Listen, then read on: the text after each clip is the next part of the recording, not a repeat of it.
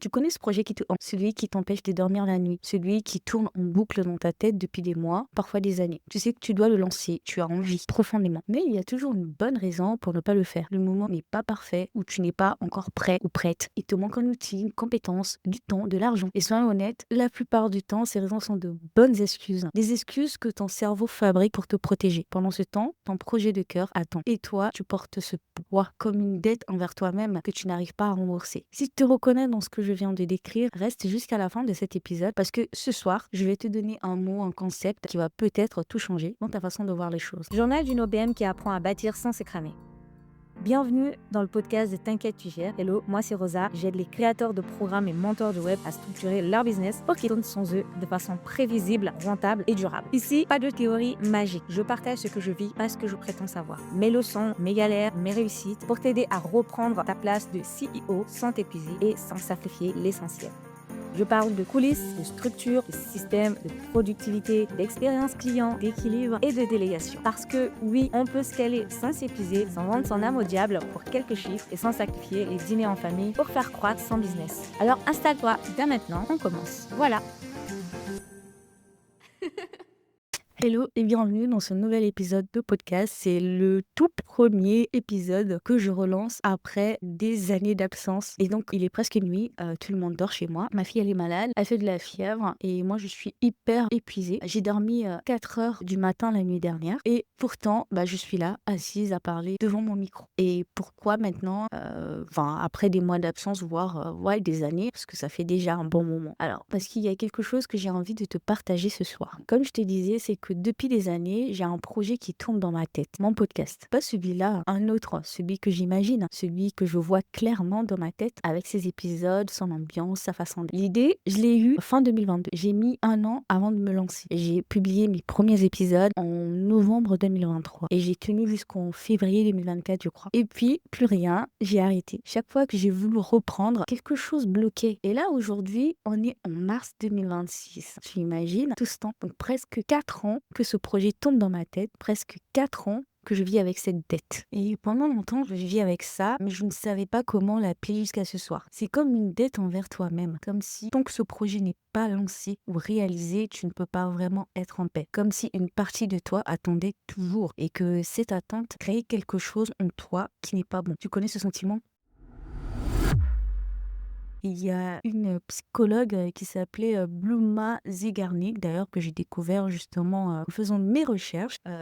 Les années 19-20, elle a découvert quelque chose de fascinant sur le cerveau humain. Elle a remarqué que les serveurs de restaurants se souvenaient parfaitement des commandes en cours, mais oubliaient tout dès que la commande était livrée. Donc le cerveau retient les choses inachevées. Il tourne en boucle dessus, il crée une tension mentale involontaire tant que la tâche n'est pas faite. C'est ce qu'on appelle l'effet Zeigarnik, si je n'écorche pas le nom bien sûr. Et donc, moi ce soir, en essayant de mettre des mots sur ce que je ressentais, j'ai compris que c'est exactement ça que je vis. Mon podcast inachevé qui tourne en boucle dans ma tête depuis des années. Cette tension qui ne part pas, cette impression de ne jamais être vraiment en paix tant qu'il n'est pas sorti. Je peux planifier ma semaine, cocher toutes mes tâches, avoir tout fait parfaitement en fait, entre guillemets. Mais même quand j'ai tout coché dans ma liste de tâches, mes priorités et tout, il y a toujours ce sentiment de vide, comme si je n'avais pas accompli ce qui comptait vraiment. Parce que tant que mon podcast n'était pas fait ou tant qu'il n'est pas sorti, c'est comme si tout le reste ne comptait pas. Comme si j'avais rien accompli. Et ça, c'est épuisant et ça dure depuis 4 ans maintenant. Ce n'est pas de la procrastination simple, ce n'est pas non plus de la flemme en tant que telle. C'est quelque chose de bien plus profond. Et moi, personnellement, j'appelle ça une dette créative. Ce sentiment que tu dois quelque chose à toi-même en fait. Tant que ce projet n'est pas sorti, tu portes un poids, une promesse non tenue, pas envers quelqu'un d'autre, mais envers toi.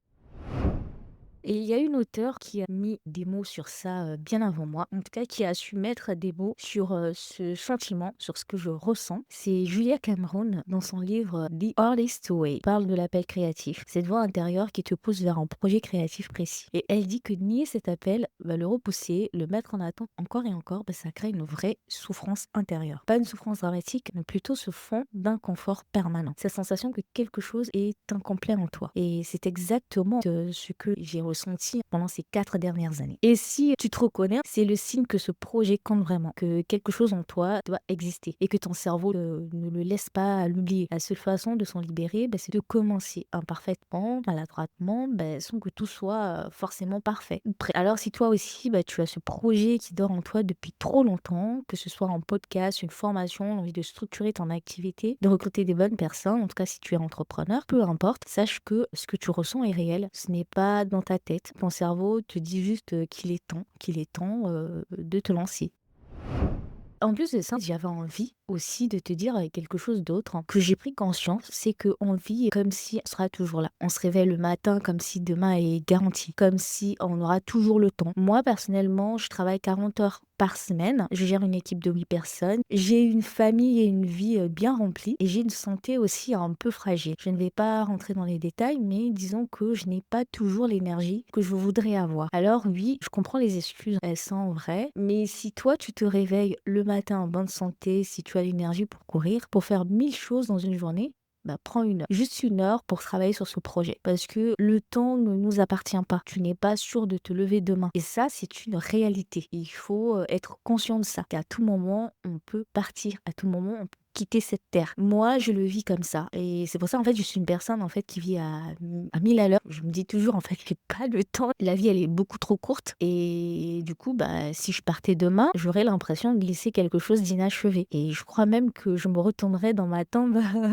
si je réussis pas à aller au bout de ce projet de podcast. J'ai d'autres projets bien sûr, mais l'un de mes projets qui me tient à cœur, c'est vraiment mon podcast. Donc c'est ce projet-là. Et je ne veux pas ça. Je ne veux pas le laisser, je veux pas qu'il soit inachevé. Donc je fonce imparfaitement, mais je fonce. Alors ça m'a pris 4 ans quand même de pouvoir me lancer imparfaitement, mais voilà, au moins c'est pas grave, aujourd'hui, this is it.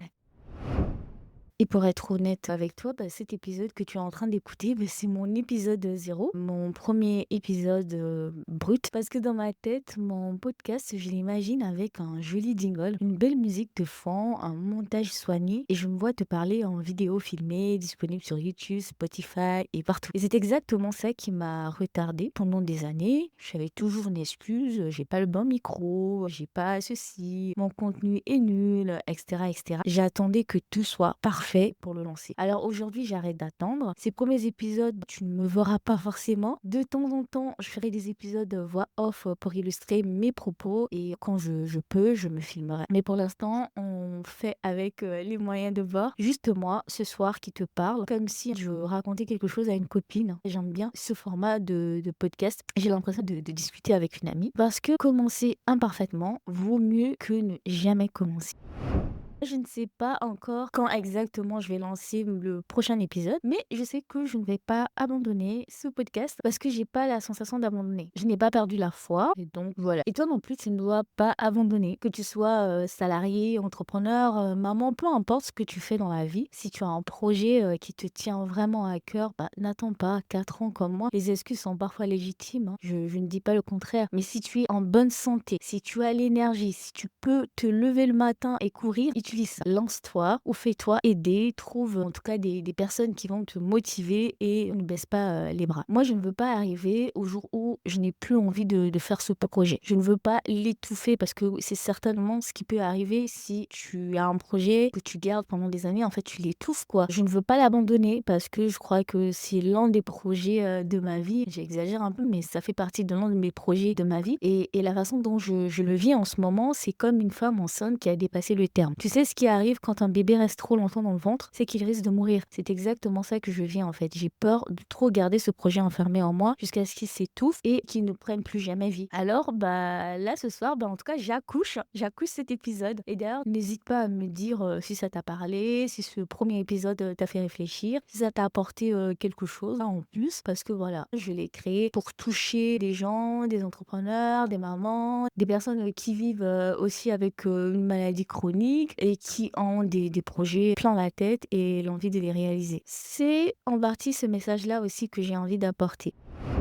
tu peux venir m'écrire sur Instagram ou sur LinkedIn. Cet épisode se fait tard le soir. J'ai fini mon journaling là il y a pas très longtemps et finalement j'ai décidé de me lancer, de prendre mon micro et j'ai décidé de l'enregistrer, de le publier sans forcément en faire des tonnes. Voilà pour cet épisode. Je suis ravie en tout cas de l'avoir fait, de l'avoir tourné. Je sais qu'il n'est pas parfait, mais voilà. Je te souhaite une bonne soirée, une bonne journée, peu importe à quel moment tu écoutes ça. Et souviens-toi, lance-toi si tu as vraiment, vraiment ce sentiment que c'est le moment d'accoucher. Alors il faut aller accoucher. Je te dis à très vite et puis voilà, je serai ravie de te retrouver dans un nouvel épisode pour la prochaine fois. Et juste au cas où, il y a autre chose que je voulais rajouter, c'est que ce sera un épisode par semaine. Mais là, je reprends vraiment le podcast à fond. J'ai la sensation de me lancer, hein, parce que j'ai pas la sensation d'avoir eu un podcast. Donc pour moi, c'est vraiment un lancement, c'est pas un relancement. Donc voilà, peu importe. Allez, je te dis à très vite. C'était Rosa.